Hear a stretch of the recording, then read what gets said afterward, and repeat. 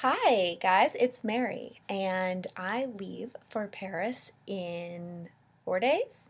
So I'm really excited, and I love traveling. I grew up overseas, I grew up traveling to many different countries, and I do love Paris. So I'm really excited. Now, I certainly haven't been there though since I've been diagnosed. I was diagnosed just over a year ago with MS and have learned how much heat and exhaustion and diet all play a part of my daily life, or how working with those factors helps me to have a great daily life, to feel good. But when some of those variables change, sleep cycles, the food coming from different places, and just the different schedule that I would be having, those can be potentially stressful. And I would love to hear if anyone else has felt this way, because I certainly did for a moment. I thought, okay, I can't control all of the factors like I normally do at home. I buy the groceries, I prepare my food, I know when I'm going to sleep, I know when I'm waking up, I know when I need to rest, I know when I need to work out. And when these factors change and when I don't have as much control over them, it could feel really disempowering. And it could make me worry about the travel overall. But I'm not. I'm planning for it. I'm finding the way to be empowered through it. And one of the ways to do that is knowing that the food is going to be a whole different scenario. I eat gluten and dairy free. Usually I eat paleo. And so that means primarily meat and vegetables, organic meat and vegetables. And then that means, a very clean way of eating. And in this case, I also know that there are going to be so many parts of the meals that will be prepared that I won't be able to know every single thing that goes into a meal. Even though there are wonderful sites now called Gluten-free Paris and some other wonderful guides for people who have, special ways to eat. And when chefs prepare really wonderful meals, often they are very clean. They don't have extra gluten in them unless they include some bread.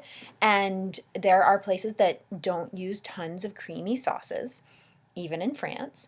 But knowing that I won't be able to control everything, I'm preparing for this. And how I'm doing that is by gradually bringing in some gluten into my diet. Now, when I've accidentally had gluten, perhaps you feel the same way, I felt like I had arthritis moving through me and I could feel it. So, what this told me was, okay, my body is sensitive to gluten. It is having an inflammatory response.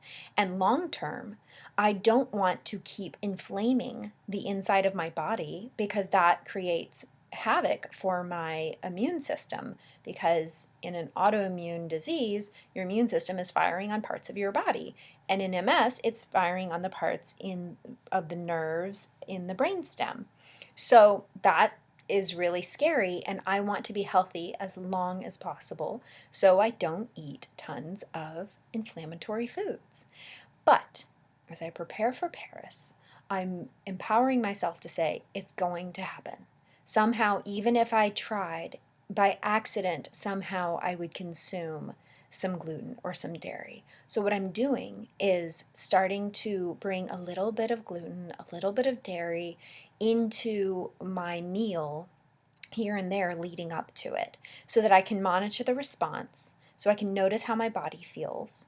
And as my body reacts to it, feeling the arthritic joints in my 36-year-old body, realizing, okay, that's what happens with gluten. The next time I have a little, there's a little bit less, because the body's being conditioned to that response.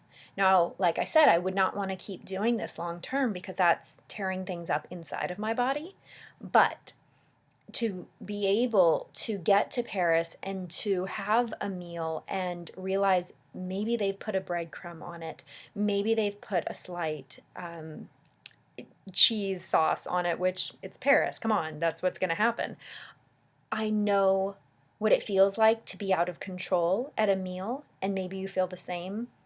Have you ever had something wonderful come to you at a restaurant, and then all of a sudden you realize there's something on it you can't eat, and you don't want to make a big deal. You're with a group, but you also realize it's going to somehow tear you up inside, make you feel bad, put you out for 3 days. That's happened to me before when I accidentally ate gluten at a family meal. And then you feel horrible and you feel like you have no control over your body and over the vacation also. So by gradually bringing it in to my diet, I can see where the response is. And in the next couple of days, by the time I get there, I'll be able to continue to keep testing. I'm not going to go crazy. I would like to take one bite of a croissant and see how I feel afterwards instead of downing, 3 of them, which is what I fantasize about. But I'll take it slow, and I'll know that I need to rest when I need to rest, because there are so many factors that are going to be changing while I'm traveling.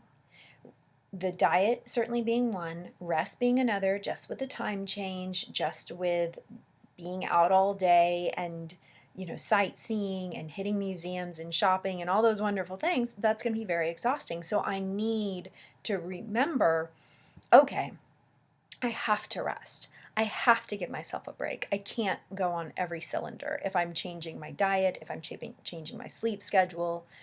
And then I'm also thinking, okay, well, how else can I help myself? Well, certainly by supplementation. I can supplement with some really great vitamins, knowing that I'm not going to be eating the amount of straight vegetables that I eat during a regular week.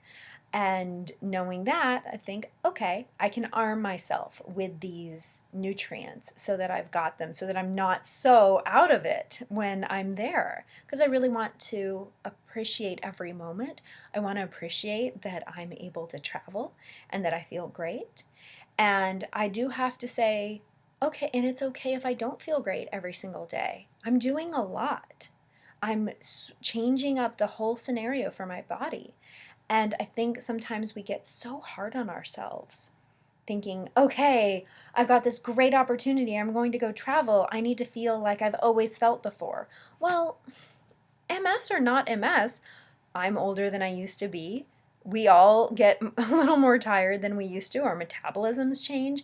So regardless if this is an MS conversation, there are factors that all of us can think about. Supplementing, planning a sleep cycle, bringing melatonin along, realizing how our body's going to change and starting to change our sleep cycle leading up to departure so that we've started to shift a little and it doesn't become so harsh when we're there and we want to go to sleep, in the middle of the day or stay up all night. There are so many factors, and our health, the health of each of us is comprised of so many variables. And on any given day, it can feel overwhelming.